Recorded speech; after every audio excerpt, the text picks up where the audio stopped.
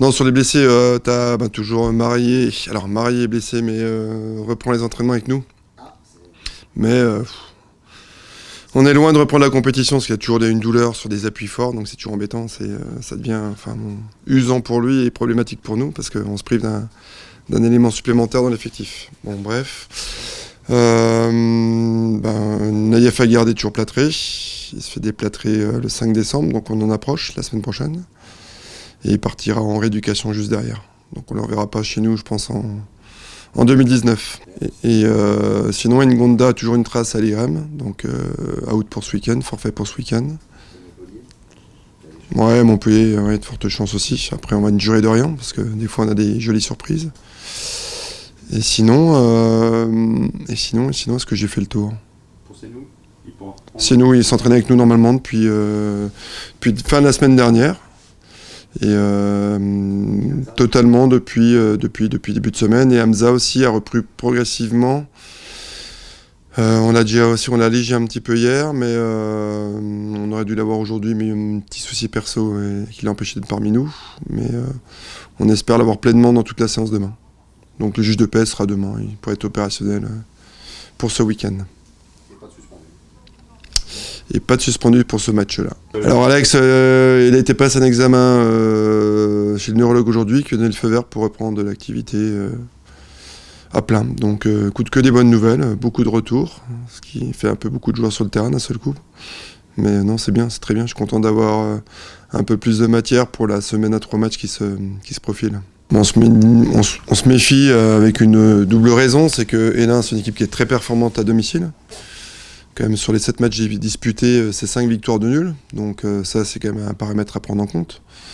Et je crois que c'est la seule équipe invaincue à domicile dans notre championnat. Donc c'est pas anodin. Ils marquent souvent à domicile, donc c'est compliqué. Et pourquoi double triple? Parce qu'ils ont un effectif de qualité aussi. Hein. Ils ont des éléments offensifs qui sont très performants. Alors même si je pense qu'il manque un peu d'efficacité et de confiance en ce moment pour convertir leur occasion, au même titre de ce qu'on a vu hier soir face à l'Ajax. Mais ils ont quand même un panel de joueurs devant qui est très intéressant. Écoute, on inverse un peu la tendance, qu'on est la plus mauvaise attaque de Ligue 1, mais je crois qu'on est dans le top 10 des défenses de Ligue 1. Donc ça, c'est gage de... Enfin, je pense que lorsqu'on prend le problème de ce côté-là, ça te permet de prendre des points partout. Parce que le jour où l'adversaire est moins bien, tu peux revenir avec un nul ou à gagner un 0 petitement. Donc ça, c'est pas inintéressant. Après, je trouve ces derniers temps, on concède quand même beaucoup de frappes, beaucoup plus de frappes qu'on le faisait en début de saison, donc ça me gêne un petit peu.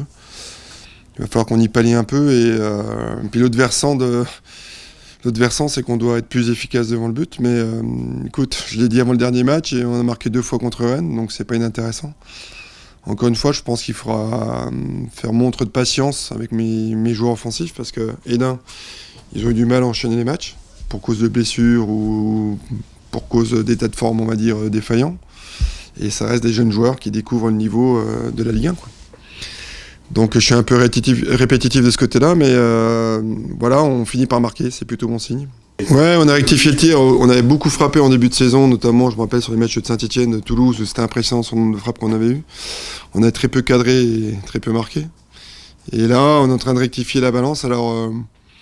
Je pense qu'on tire un peu moins parce qu'on a un peu plus de possession, notamment sur le match de Rennes, où on arrive à remonter un peu le jeu par passe courte, c'est-à-dire des temps de possession ou autres.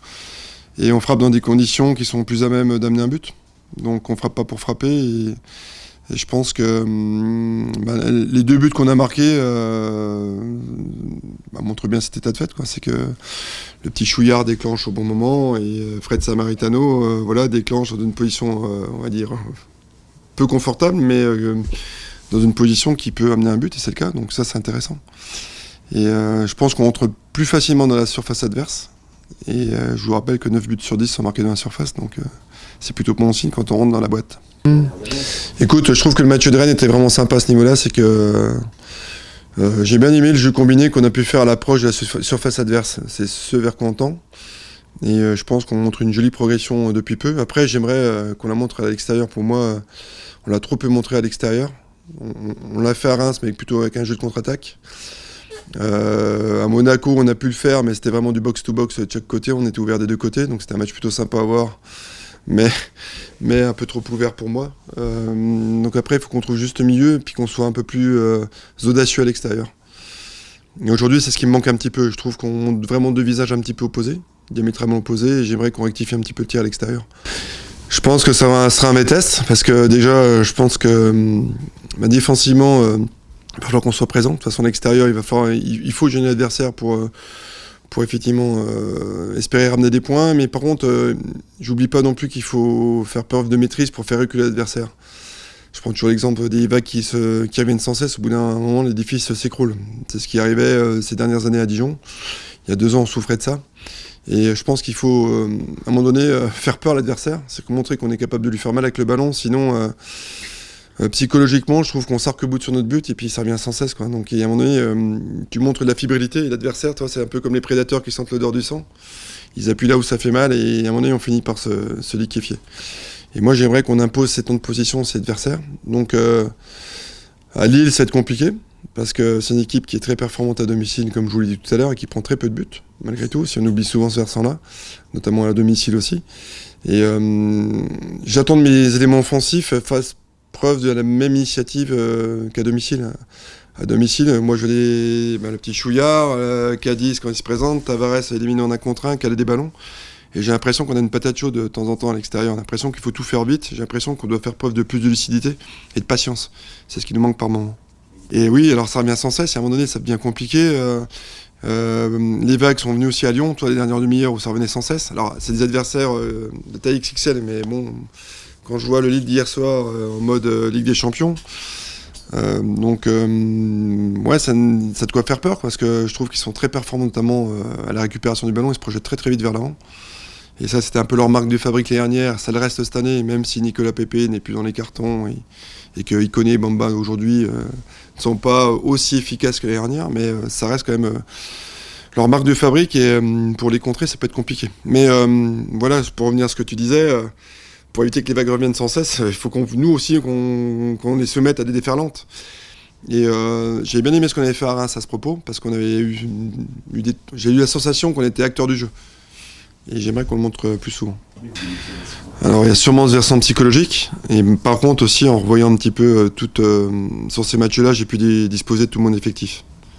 Donc c'est pas anodin non plus.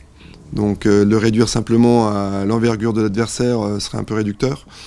Mais effectivement, quand j'ai l'ensemble de mon effectif, je sens aussi une saine concurrence installée la semaine. Donc avant de savoir effectivement de jouer contre le PSG et Marseille ou Lyon, peut-être que la semaine commence plutôt pour eux, dès le lundi. Lorsqu'on a un effectif réduit, globalement, on sait qu'on va être dans l'effectif ou dans les 18 ou les 16. Et là, le fait de récupérer du monde, ça me va bien justement à ce titre-là, parce que je trouve que d'un seul coup, les attitudes ne sont plus les mêmes dans la semaine. Il faut déjà mériter sa place dans le groupe avant de la mériter sur le terrain, et ça, c'est pas anodin.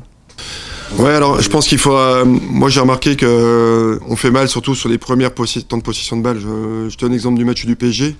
Finalement, on les a un peu bousculés, c'est que dès les premières récupérations, on s'est porté devant leur but. Et même tout PSG qui sont, à un moment donné, tiens, peut-être qu'à Dijon, ça sera peut-être moins facile que d'habitude. Et je pense que les premiers temps de possession, de montrer à l'adversaire qu'on peut faire mal, et bien consciemment, on sème une graine dans leur tête en disant attention, à la moindre perte de balle, ça peut faire mal. Et je pense qu'il y a un rapport de force psychologique qui s'installe, et c'est là où j'attends mes joueurs. Alors, j'en doute pas un instant, on persévère, on a des ressources mentales incroyables, parce que on va pas refaire le film à l'envers trop tôt, mais je pense qu'on revient de nulle part, après le mois d'août qui était alarmiste.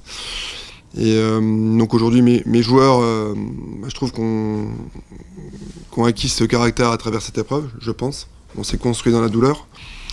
Et pour revenir à l'agressivité, je pense qu'on en manque un petit peu encore. J'aimerais qu'on récupère plus de ballons dans les 1 contre 1. On est l'équipe qui prend moins de cartons, alors je ne te demande pas de prendre plus de cartons quand même, mais pour te dire qu'on agit plus sur des trajectoires, on réduit plus les espaces, qu'on va croquer les ballons dans les pieds. Et j'aimerais que de temps en temps, on soit un petit peu plus harceleur, cadreur sur le porteur. Et donc je pense que c'est important à l'extérieur pour faire peur. Et après, pour faire un peu plus peur, et puis à l'adversaire, faire preuve de maîtrise collective. Donc on l'a prouvé contre Rennes, parce qu'on a eu plus ce ballon que l'adversaire. C'est dans des proportions qui sont vraiment flagrantes. Donc ça m'intéresse, et j'aimerais qu'on puisse le poursuivre même sur des matchs extérieurs. Alors peut-être pas d'avoir la position du ballon, mais d'avoir des temps de position qui font mal.